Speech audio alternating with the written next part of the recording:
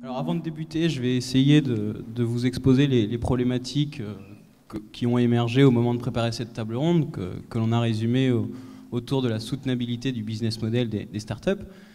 C'est vrai qu'en préparant, on se disait quand on pense à un business model, on pense tout de suite à quelque chose, une success story comme Kodak par exemple, qui nous vendait un appareil photo à un prix relativement raisonnable, tout en sachant que derrière, on serait obligé d'acheter leurs pellicules sur lesquelles ils pouvaient faire jusqu'à 80% de marge. Alors aujourd'hui, Kodak n'existe plus et c'est le problème de l'obsolescence du produit. Ça touche toutes les entreprises, puisque, et notamment chez les startups, on voit aujourd'hui MSN ou encore MySpace qui ont probablement leurs plus belles années derrière elles. Le problème soulevé par rapport à Kodak, c'est que Kodak a prospéré pendant environ un siècle, alors que là on parle d'entreprises qui ont à tout casser une quinzaine d'années. Alors c'est la première question qu'on voulait vous poser, c'est quelle durée de vie pour les startups et qu'est-ce qu'elles peuvent faire pour prospérer. Et donc il y a une deuxième question sous-jacente, c'est c'est la question de leur capacité à générer du cash. Aujourd'hui on parle de Facebook, WhatsApp, qui suivent le modèle des usages, donc elles ont une quantité d'informations assez importante sur leurs utilisateurs, mais derrière comment on le monétise, la pub est apparue, elle est de plus en plus ciblée, mais qu'est-ce qu'on peut faire derrière pour avoir un modèle qui prospère? Il paraît que Facebook est déjà considéré comme has-been par les teenagers américains. Comment on fait pour poursuivre l'aventure? Alors, je ne sais pas. Peut-être vous allez vous présenter d'abord. Je vais commencer par vous, Bernard Mourad, si vous voulez bien. Présentez votre parcours en 2-3 mots.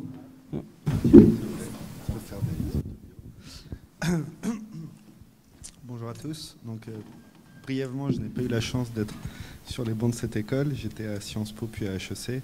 J'ai démarré chez Morgan Stanley à Londres en média télécom au moment de la première bulle. J'ai démarré en stage en 2000. Donc on s'est pris la première bulle de plein fouet après l'euphorie. Et donc maintenant je suis managing director, je suis basé à Paris, mais toujours sur le secteur média télécom. En parallèle, j'ai eu d'autres activités, y compris la création récente de MySOS. Peut-être commencer par répondre à travers mon prisme, et puis je pense qu'il y aura d'autres réponses selon les modèles économiques. Il n'y a pas une réponse unique, je crois, à ta question. Il faut réinventer les modèles économiques en fonction de ces nouveaux usages. Il est inconcevable à mes yeux de se dire que les mêmes modèles économiques de l'ancienne économie devraient nécessairement s'appliquer à la nouvelle, notamment parce que l'amplitude de construction des réseaux est beaucoup plus forte.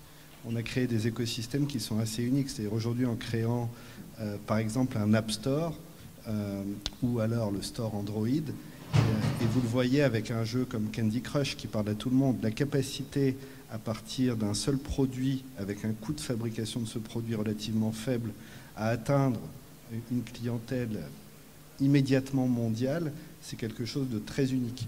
Donc les leviers de passage d'une idée, d'un produit à une clientèle mondiale et à un réseau mondial, c'est un changement de paradigme important qui va aussi générer des modifications de modèle économique. Avant, il fallait commencer à vendre dans son quartier, dans son pays, penser à l'international, trouver des relais, ouvrir des magasins. C'est très différent.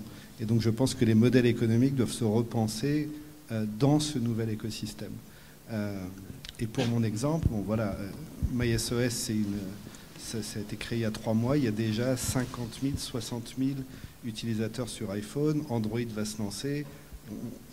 Rien qu'en France, on va arriver à 200 000, 300 000 assez rapidement. Et le modèle économique, c'est pas le build it and they will come des grandes années, mais d'une certaine manière presque. Pour revenir à WhatsApp, par exemple, on parlait de WhatsApp, mais c'est 450 millions d'utilisateurs WhatsApp. 450 millions, bientôt 1 milliard. Donc Facebook ne peut pas regarder ça alors que Facebook repose lui-même sur une économie de réseau presque monopolistique. Ce qui est intéressant aussi, c'est qu'on revient à des monopoles ou des oligopoles. Vous n'allez pas mettre votre CV sur d'autres sites que LinkedIn à la fin. Vous n'allez pas avoir d'autres réseaux que Facebook et vous n'aurez probablement pas d'autres applications que WhatsApp ou peut-être une autre. Donc la course à la marque mondiale et au monopole de marque est très importante. Et donc les réseaux se construisent et cherchent leur business model au départ, c'est vrai qu'au départ, il y a une course à la taille critique du réseau, et après, on se dit on trouvera le business model. Certains le trouvent, d'autres ne le trouvent pas, mais c'est une première condition pour pouvoir faire, c'est d'avoir cette taille critique qui est devenue importante dans ce nouveau monde. Bonjour, Quentin Maché. Moi, j'étais assis il y a 3 ans en face. Donc j'étais étudiant à Dauphine, j'ai été étudiant aussi à la LSI et j'ai monté une société qui s'appelait à l'époque Jolibox, qui est un e-commerce de produits de beauté et qui aujourd'hui s'appelle Birchbox puisqu'on a fusionné avec notre concurrent et maintenant ami américain. Pour votre question est très très large. Moi je pense qu'il y a deux grands, il y a plein de types de business models, mais il y en a deux qui sont prédominants. C'est celui où on va chercher plutôt, grâce à l'internet, grâce à la technologie, on va aller chercher un usage qui va complètement sur une petite niche qui va vraiment apporter une grosse valeur ajoutée. Et là, je peux faire payer assez cher quelque chose parce que d'un coup, j'ai quelque chose qui est très disruptif pour le client et je vais lui faire payer très cher et je vais pouvoir très vite gagner de l'argent. Et généralement, c'est ceux dont on a le plus de foi qu'ils dureront du temps. Et puis, il y a le deuxième business model qui est je vais essayer de fournir un service à une énorme masse de gens très très vite. C'est les modèles où on se pose moins la question de la monétisation très vite. On se dit que ce qui est important, c'est d'être le plus gros, comme tu le disais, sur LinkedIn, etc. Et il y a ces phénomènes de monopole.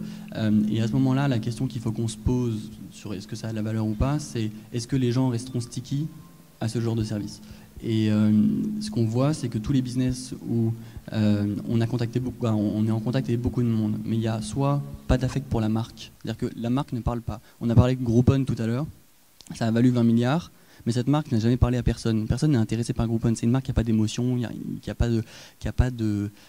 ne dit rien à ses consommateurs. Donc sur un business model un peu foireux, parce que les deals, à un moment, le B2B veut plus les faire, parce que ça n'a pas d'intérêt, avec une marque qui ne marche pas, j'ai beau avoir une énorme audience, parce qu'ils ont peut-être, je sais pas, des centaines de millions d'emails, ce dont moi je rêve dans ma boîte, ils n'ont pas de marque, et ces emails n'ont pas de valeur, si vous voulez. À l'inverse, vous prenez Amazon, pas de résultat, bon, c'est différent, il fait beaucoup de transactions, etc. Mais pour autant, il y a un affect à la marque Amazon, il y a un service qui est promis, il y a une mission en face qui est réalisée, et tous les jours, ils prouvent leur amour, entre guillemets, pour les consommateurs, et on leur rend bien. Et donc, sur le marché de la grande audience, ce qui va être important, c'est de faire un vrai service, comme on le disait sur la précédente table ronde, c'est pas de faire du bullshit, c'est faire quelque chose qui sert aux gens, et si les gens sont sticky, là, ça vaut beaucoup d'argent, beaucoup de monde, ça vaut beaucoup d'argent, parce qu'on a le temps de trouver comment monétiser, on a le temps de rajouter des couches de revenus là-dessus, et la deuxième chose, c'est de créer un affect ou une sorte de relation justifiée au service. Moi j'ai de l'affect pour Dropbox, j'ai de l'affect pour Amazon, j'ai de l'affect pour plein de marques, mais j'ai pas d'affect pour Groupon, j'ai pas d'affect j'ai pas un grand affect pour Candy Crush parce que je vais pas acheter Pet Rescue Saga parce que c'est les fondateurs de King, vous voyez. Donc je pense que c'est ça qui est intéressant, c'est de se demander la défensibilité des positions à terme de la startup dont on parle. Et la question que vous pouvez poser, c'est est-ce que Facebook, s'il y a encore 1 milliard d'utilisateurs chez Facebook, voyez bien, dans 10 ans, alors ça vaut largement son prix. Si les gens s'arrêteront d'utiliser Facebook parce que le service qui est fourni n'est pas le bon, à ce moment-là, ça ne vaut pas du tout son prix. Bonjour, donc je suis Richard Wenzeux, je suis le fondateur d'Adsvark, en fait, qui édite FrenchWeb.fr, mais qui édite aussi d'autres magazines comme le Journal des RH. Ça fait une vingtaine d'années en fait que je travaille dans le web. Hein. J'ai travaillé chez Lagardère et on a fondé au sein du groupe le Club Internet, qui était un FAI à l'époque. Je réagis un petit peu, on a discuté vraiment sur la première table ronde, c'est très finance, c'est très haut du panier, je dois dire. On parle de Facebook, de WhatsApp, c'est super, mais bon, on est en Europe, hein, des WhatsApp, des Facebook, il n'y en a pas ici. Par contre, il y en a pas très loin, il y en a en Russie, il y en a en Chine. D'ailleurs, quand on parle de valorisation sur WhatsApp, je vous demande de regarder un petit peu combien vaut WeChat aujourd'hui, qui est édité par le chinois Tencent. Je vous invite à regarder Alibaba, à regarder les valorisations des Chinois et à quel point ils sont encore au-dessus de ce qui existe sur les marchés américains. Ils sont tous cotés au NYSE, au Nasdaq, et vous allez voir que c'est encore très différent. Et c'est des mecs qui disent moi je prends l'argent et en plus cet argent, je ne le reverse pas tout de suite, j'investis à fond. C'est ce que dit le patron de JD.com, qui est une boîte chinoise, et il dit moi le pognon je le prends, j'investis, on se revoit dans 5 ans alors qu'il est coté en bourse. Ça c'est juste un petit peu stupéfiant et ça montre à quel point on parle global, mais la réalité française, parisienne, l'écosystème français, l'Europe, les États-Unis, c'est un autre écosystème, la Chine, c'est encore un autre écosystème. Je vais revenir un petit peu sur la question qui est vraiment des modèles économiques. En France, il est super compliqué de monter une boîte avec un modèle, avec un produit, et se dire le modèle, je vais le trouver dans 2 ans, dans 3 ans, dans 4 ans. On n'a pas le cash pour ça. Aujourd'hui, moi, quand j'ai monté ma boîte, il fallait que je ramène du cash tout de suite, dès le premier mois, dès le deuxième mois, dès le troisième mois. Donc j'ai adapté mon modèle systématiquement à toutes les étapes de vie de ma société. C'est-à-dire qu'en 4 ans, mon modèle économique a muté, a changé. Et comme on le disait au tout début, le modèle que j'ai adopté sur ma société, qui est une société média, je suis un publisher, c'est pas du tout un modèle qui est celui de justement mes confrères, que ce soit chez Lagardère, que ce soit chez Prisma, etc. Parce que si j'avais voulu adapter ce modèle-là, ça aurait pas marché. J'ai pas leur puissance, j'ai pas les moyens de le faire.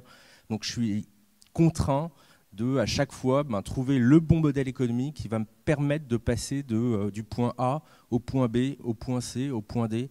Et ça, time after time, on est vraiment dans une autre logique, une autre méthode. Voilà, en termes de fonctionnement, il faut aller vite, il faut s'adapter rapidement à justement vos phases de croissance et se dire, voilà, c'est quoi la prochaine étape, de combien j'ai besoin. Est-ce que je vais le générer suffisamment avec mon chiffre d'affaires? Est-ce que pour justement passer cette étape, je n'ai pas besoin d'aller voir un fonds d'investissement? Et pour être très concret, moi j'ai monté justement ce Adsvark, je l'ai monté sur mes fonds propres, ça a tourné. À un moment donné, j'ai dit, voilà, si je veux passer l'étape d'après, faut que j'accélère. J'ai fait un petit tour de table auprès d'entrepreneurs. Et pour vous donner un ordre d'idée, ça va vite un tour de table. Aujourd'hui en France, moi mon tour de table, je l'ai torché en moins d'1 mois. Sur à peu près 600 000 euros. Donc pour vous dire qu'on a quand même des business angels, on a des entrepreneurs français qui ont gagné de l'argent dans leurs premières entreprises et qui aujourd'hui contribuent d'une manière extrêmement significative, soit en direct, soit au travers de fonds d'investissement qu'ils créent, type Isaïe, etc. Et puis à côté, on a justement des fonds d'investissement comme Alven qui accompagnent très au démarrage des sociétés, leur croissance, disons leur développement pour pouvoir justement générer de la croissance et accélérer. Et du coup, je vais passer la parole à Charles. Merci. Bonsoir, donc Charles Tourneur, je suis un des 2 cofondateurs et dirigeants d'un fonds qui s'appelle Alven Capital, qui est un fonds de capital risque spécialisé sur le secteur de l'Internet, et on a investi dans à peu près 80 sociétés depuis une quinzaine d'années. La première chose que je voulais dire pour répondre à votre question, c'est que ce qui est fascinant en fait dans le monde dans lequel on évolue, c'est la rapidité avec laquelle les business models changent. C'est-à-dire que on voit aujourd'hui des affaires très successful qui n'existaient pas il y a 3 ans, et donc ça va très très vite. Et donc c'est très difficile en fait de prévoir maintenant quels vont être les business models dans 5 ans. Si d'ailleurs il y a une bulle, à mon sens, sur les grandes sociétés de technologie américaines, c'est pas tellement sur les valorisations, vous voyez, pour faire le lien avec la séance précédente. Oui, Apple vaut 13 fois les résultats de l'année prochaine. Mais c'est plutôt sur la fragilité des business models eux-mêmes. C'est-à-dire que Facebook, ça vaut 130 milliards, mais est-ce que Facebook existe encore dans 5 ans? D'où les moves défensifs d'acquisition qu'ils font pour essayer de défendre leur position. Mais la fragilité, là où il y a bulle, c'est ça. C'est qu'un business model qui est valable aujourd'hui peut être complètement périmé dans 4 ans. Le deuxième point, c'est que la vie d'une affaire dans le secteur des technologies, dans l'Internet, est longue. On ne se rend pas compte qu'aujourd'hui, en fait, ces affaires très visibles qu'on voit, ce sont des élus. C'est un très petit nombre d'élus parmi des milliers de startups qui ont cherché leur chemin, qu'elles ont en général d'ailleurs eu des chemins extraordinairement chaotiques où elles ont su pivoter leur business model 4 fois. Et que le talent en général, si elles valent autant d'argent, c'est parce qu'elles ont une position unique dans leur marché. Alors, plus précisément sur ce sujet de la monétisation et du business model, il est évident que, on a une approche, il y a deux là-dessus, il y a une approche anglo-saxonne et une approche française. Ça fait un peu la transition avec ce que tu disais. C'est vrai que, et ça c'est une question d'écosystème. L'écosystème, la chaîne de financement est telle en France qu'on a tendance à vouloir faire du chiffre d'affaires assez vite. On se dit, il faut que j'ai un business model, voilà, assez vite, il faut que je démontre que j'ai une affaire qui gagne de l'argent.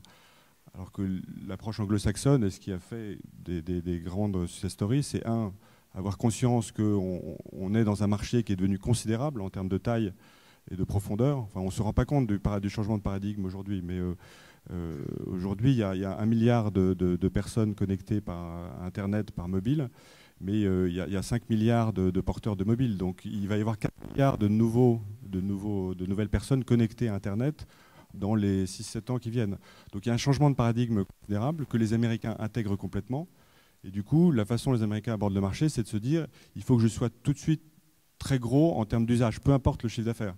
Et comme j'ai des fonds qui sont capables de m'accompagner pendant 4 ans en perdant 50 millions de dollars, si je suis gros, si j'ai un service qui est bien et si j'ai beaucoup d'usage, je ferai du chiffre d'affaires. Donc j'aurais tendance à dire, vous voyez, la recherche du business model, la recherche de la pertinence, et là ça fait un peu le lien avec ce que disait Quentin, c'est surtout de chercher un usage de rupture qui, dans le marché considérable auquel on s'adresse, va forcément être très gros si l'usage est bon. Et puis après, le chiffre d'affaires, ben, on verra bien. On le trouvera.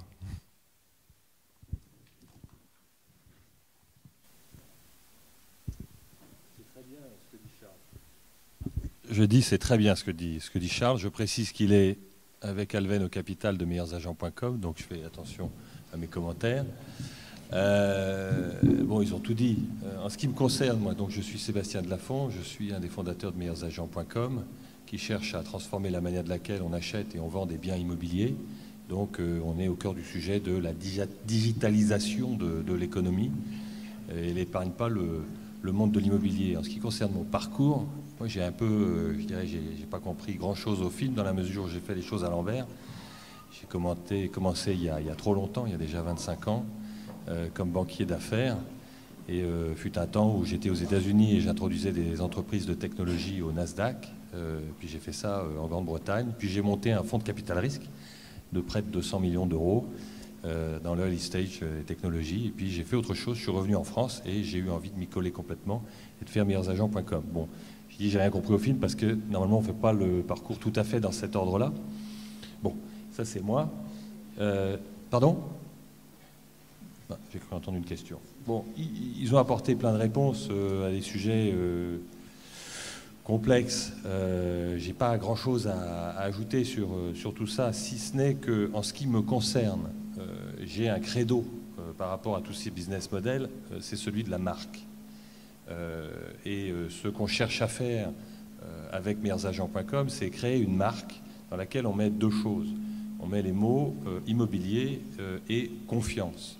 Et je pense que, et on va faire notre deuxième, troisième pivot en matière de modèle économique, et ça pour moi, je ne dis pas que c'est des détails, mais c'est dans la vie de l'entreprise aujourd'hui, et Dieu merci, les gens d'Alven et les autres qui nous entourent comprennent qu'aujourd'hui, il faut être extraordinairement réactif, mobile, pour s'adapter à un environnement de marché et à un parcours, parce qu'on ne peut pas tout prévoir, parce qu'en plus, tout va de plus en plus vite.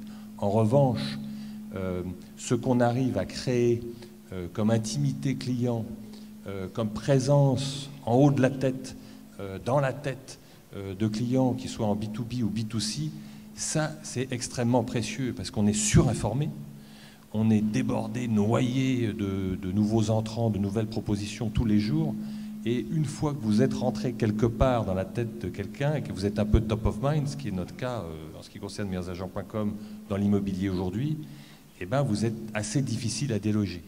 Et ce qu'il faut vous dire après, c'est que votre business model, il sera de toute façon obsolète.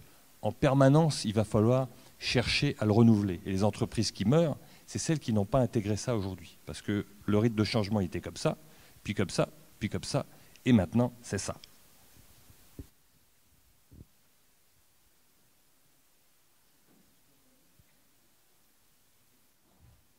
Ah si, oui. Je vais juste ajouter une chose, c'est partager un bonheur que j'ai à être là. D'abord, je vous remercie de m'avoir invité. Et il y a ces affaires de bulles, de modèles, etc. Il y a des discussions qui sont relativement anxiogènes. La nouvelle extraordinaire, c'est cette conférence ce soir, c'est la présence de cette salle quasi comble, et c'est ce que j'observe depuis quelques années en France, c'est l'émergence d'une envie très forte chez les jeunes diplômés français, filles et garçons, et des gens de talent. Ils ont envie de monter des boîtes aujourd'hui. Et ils le font bien, et ils le font beaucoup mieux qu'il y a 20 ans. Alors la bulle a effectivement fait le mouvement B2B, B2C, back to banking, back to consulting. Maintenant, ils sont de retour et c'est la meilleure nouvelle qu'on puisse avoir. Et moi, j'ai aucune envie, c'est oublier ces affaires de bulles, de modèles difficiles, etc. etc. Foncez, c'est un moment extraordinaire et vous avez raison de vouloir monter des boîtes. Allez-y, voilà, je me tais. Donc oui, si je pouvais revenir un petit peu sur ce que vous disiez tout à l'heure, vous disiez avoir une position de monopole, rentrer dans la tête des gens, mais on est peut-être sur une typologie de clients, enfin d'utilisateurs qui est différente. On parlait de LinkedIn, par exemple, je crois que c'est 50% du chiffre d'affaires de LinkedIn qui vient de prestataires de recrutement. Aujourd'hui, si on parle de Facebook, par contre, on est sur des utilisateurs plutôt jeunes qui ont une appétence pour tout ce qui est nouveau. Et du coup, est-ce qu'on n'a pas un risque que dans 10 ans, Facebook n'existe plus ? Il y a 10 ans, on avait son blog, MSN Messenger, et voilà, aujourd'hui Facebook regroupe tout ça, et peut-être que dans 10 ans, Facebook aura disparu et qu'on aura une nouvelle start-up qui regroupera tout en même temps. Je pense que ce dont on est en train de parler, c'est que les startups qui réussissent, c'est celles qui acceptent les règles du jeu du digital. Et les règles du jeu, c'est celles dont vous venez de parler, qui sont de pivoter très vite, d'être toujours en réaction. Et je pense qu'il y a une des difficultés, c'est quand vous promettez en bourse à vos actionnaires de faire un truc, alors qu'il faudrait leur promettre de réagir, en fait, simplement d'être prêt. Je vais vous donner un exemple qui est hyper intéressant, qui est celui de la Fnac, que vous connaissez tous. On vient de dire à l'instant, il faut une marque aimée, c'est déjà énorme, c'est la plupart de la valeur. La Fnac, c'est la marque préférée des Français, ou c'est le top 3 des marques préférées des Français. Aujourd'hui, ça vaut 300 millions en bourse. Moi, je paierais des milliards pour acheter la marque Fnac.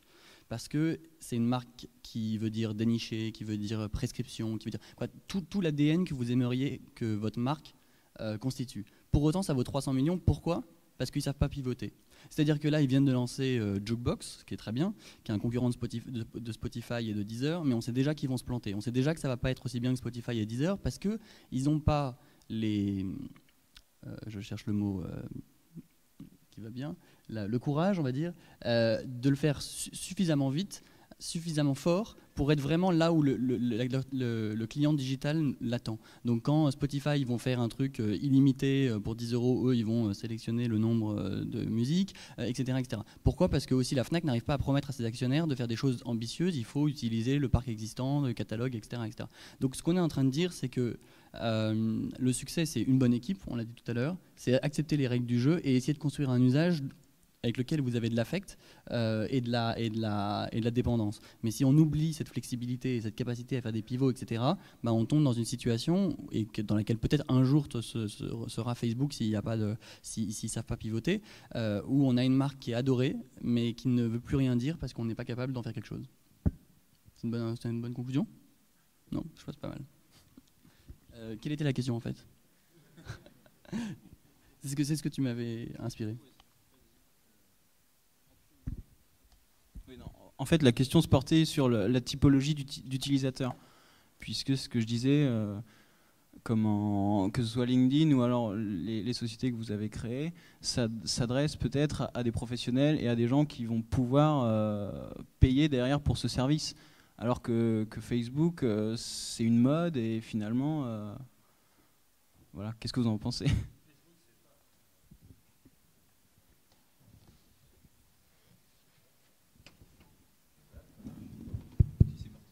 Merci Charles. Facebook, c'est pas une mode parce que quand on a 1 milliard d'utilisateurs et plus, c'est pas une mode. Il faut arrêter de dire que c'est une mode. Et alors, effectivement, si Facebook ne s'invente pas, ne se réinvente pas des modèles en permanence, ils auront un problème.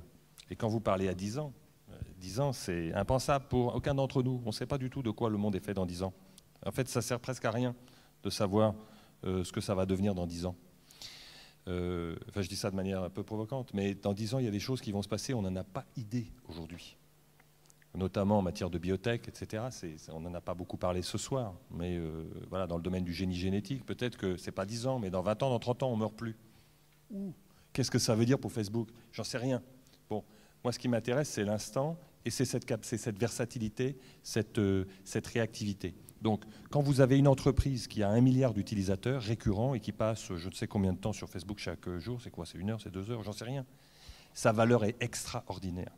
Après, son potentiel de monétisation, il va dépendre effectivement de l'intelligence des gens qui sont chez Facebook et qui vont trouver des partenaires. Que l'argent se trouve chez des acteurs de la pub, des acteurs partenaires, de je ne sais quoi, c'est pas grave.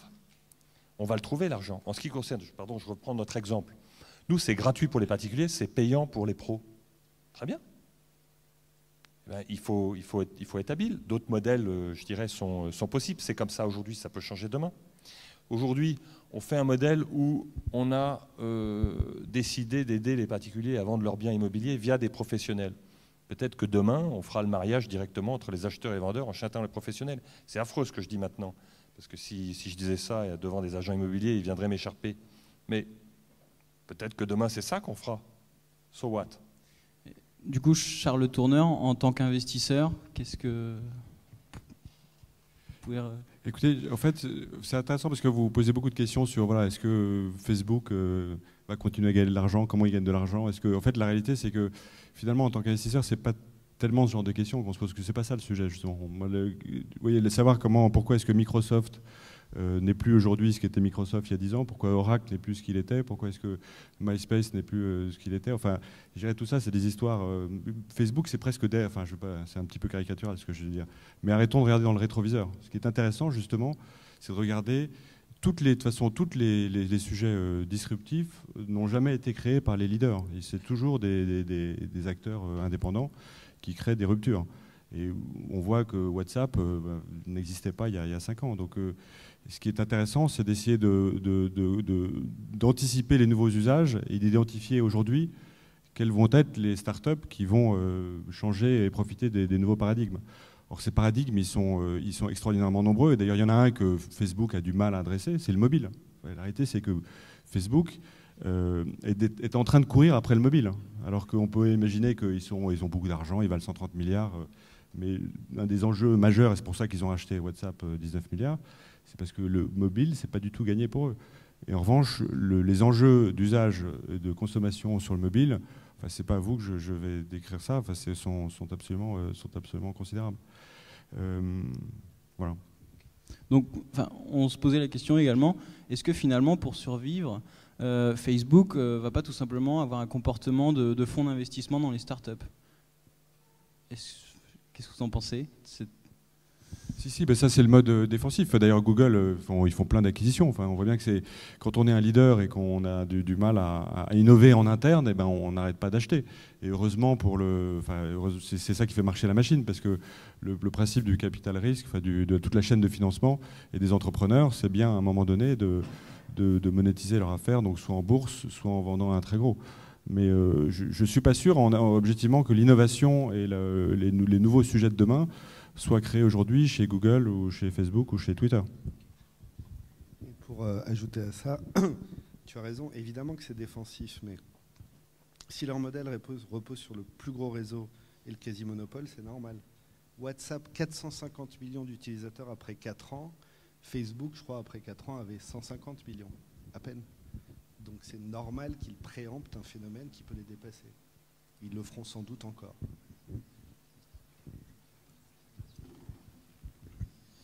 Une petite question pour Bernard Mourad. Comment ces entreprises, Snapchat, WhatsApp ou encore Facebook, quelles sont les pistes d'amélioration de leurs revenus futurs et comment peuvent-elles gagner de l'argent dans le futur? Ça parce que Morgan Stanley est conseiller à la vente Snapchat et à l'intro en bourse Facebook. Moi, je parle en mon nom propre. Elles pourront l'améliorer, comme on le disait. C'est à la fois une bonne question et une fausse question. Elles seront jugées sur leur capacité à s'adapter.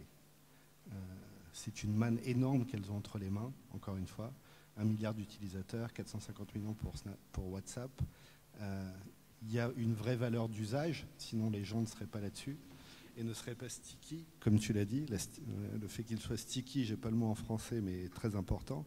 Et à partir de là, le talent de ces managers-là, et c'est pour ça que c'est des managers exceptionnels, c'est de s'adapter et de trouver les sources de revenus telles qu'elles se présentent. Si j'étais capable de répondre à ta question, je ne serais pas sur cette scène, je serais à leur place. Voilà. Et c'est pour ça qu'ils sont à leur place et pas à la mienne. Alors, ce qui est assez marrant, c'est que voilà, on parle de WhatsApp, etc.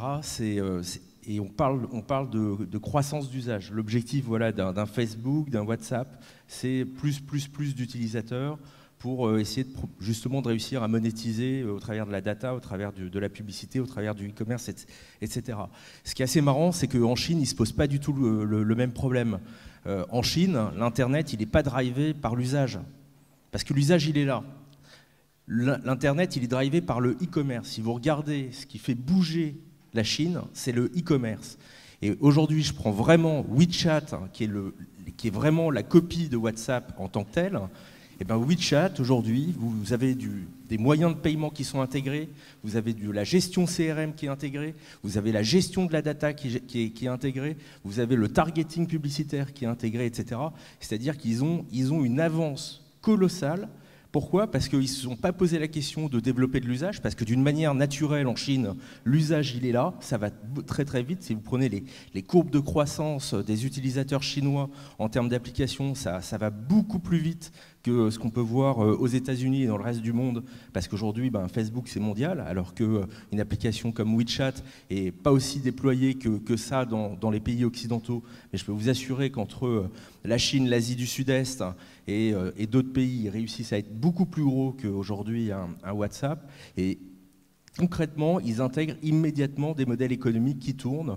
Et pour donner vraiment un exemple concret, Xiaomi, qui est donc l'un des fabricants de smartphones très disruptifs sur le marché chinois, a vendu en moins de 10 minutes sur WhatsApp 150 000 téléphones. Voilà, c'est des téléphones à 300 $. C'est pour vous donner une idée de la réalité économique qu'on peut trouver sur des boîtes qui ne se posent pas la question de développer l'usage, ils l'ont, ça fonctionne, qui se posent vraiment la question de comment aujourd'hui je monétise, je développe le e-commerce. Et on voit bien que la Chine, c'est le fait d'être drivé par le e-commerce qui fait qu'elle prend une longueur d'avance en termes de vision et en termes de développement Internet. Juste pour qu'on se rende compte de la valeur de Facebook, on dit 1 milliard d'utilisateurs. Posez-vous la question de chaque jour combien de gens regardent la télé. Ça ne doit pas être loin de 1 ou 2 milliards. Donc vous faites la somme de toutes les capitalisations boursières, de toutes les chaînes de télé du monde, et puis vous vous dites combien ça vaut. Et ça vaut déjà plus que Facebook. Alors vous me dites ça c'est sous l'hypothèse qu'ils arrivent à faire de la pub. Moi je dépense plus d'un tiers de mon budget pub sur Facebook. On a commencé Facebook il y a 8 mois. On parle déjà en millions d'euros investis sur Facebook. Pour une petite boîte e-commerce comme moi, on n'est pas des géants. Ça cartonne. Pourquoi ça cartonne?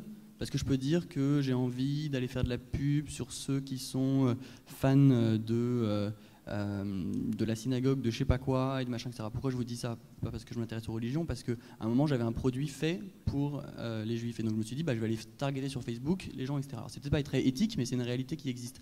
Et donc on a des coûts d'acquisition du client qui sont hyper faibles parce qu'on arrive avec le bon message sur la bonne personne, etc. Donc vous connaissez ça a été inventé sur le display classique avec le retargeting parce qu'on vous a posé un cookie, etc.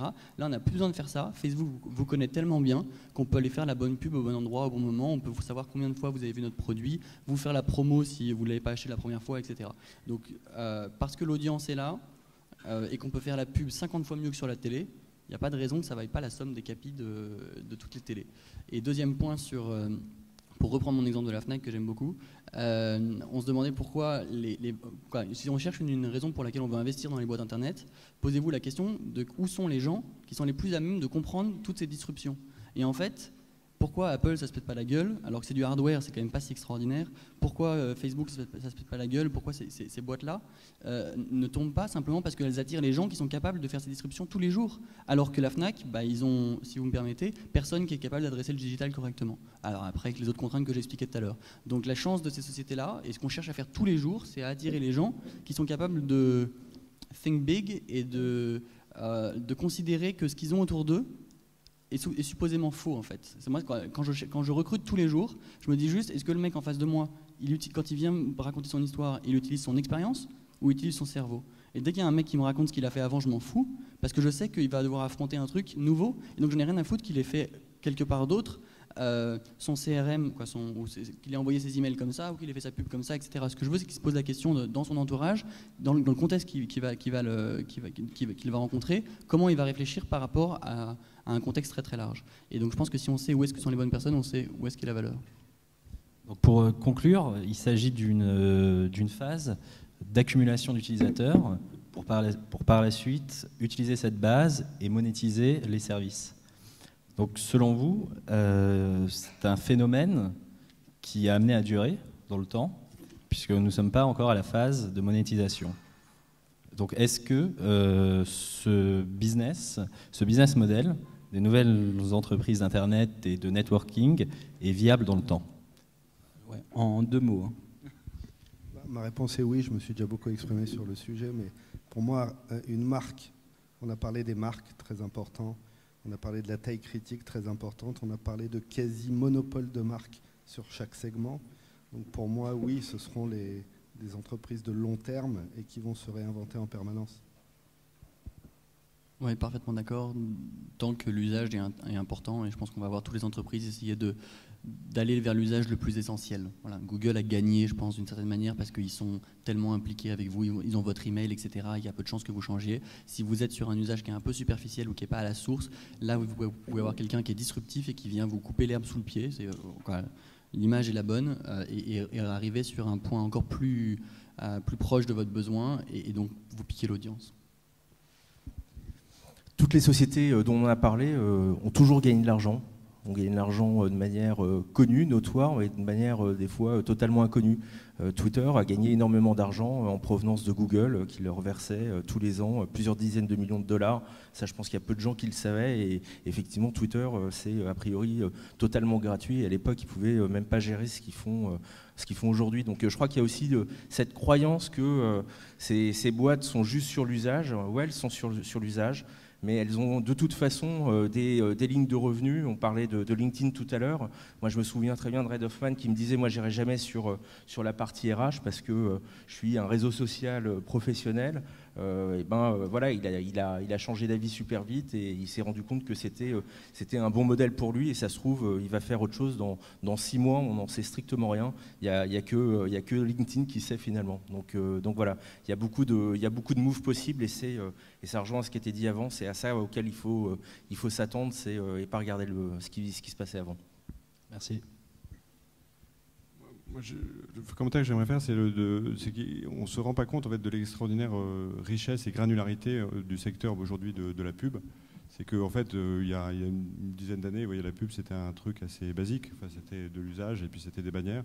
Aujourd'hui, le monde des technologies liées à la pub et au ciblage de la pub, au real-time bidding, au fait de pousser une pub particulière sur un consommateur à un instant donné, ça représente des dizaines, voire des centaines de sociétés dans le monde qui ont des technologies extraordinairement puissantes, qui font aujourd'hui des chiffres d'affaires considérables et qui sont très très innovantes. Et donc, ne serait-ce que ce secteur dont vous parlez, qui est est-ce que le trafic un jour se monétise, est déjà générateur d'énormément de valeurs financières, ne serait-ce que par les technologies qui permettent de cibler la publicité sur les users.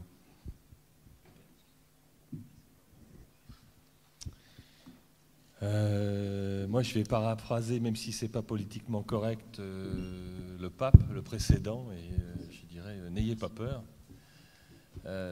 N'ayez peur ni du présent ni de l'avenir. On n'est pas capable de le prédire, mais je voudrais faire peut-être aussi une synthèse entre les 2 tables rondes, qui ne sont pas rondes d'ailleurs, sur la bulle et puis les sujets dont on a parlé là, dont je ne me souviens plus du titre. Mais il y a une vingtaine d'années, ou un peu moins, enfin il y a une quinzaine d'années, il y a une bulle qui a explosé. Et en fait, parce qu'on avait des rêves qui ne se sont pas réalisés. Et puis finalement, là, je me réveille, puis on est en 2014, et tout ce qu'on avait prévu, et même de plus fou, s'est réalisé, et même en plus gros.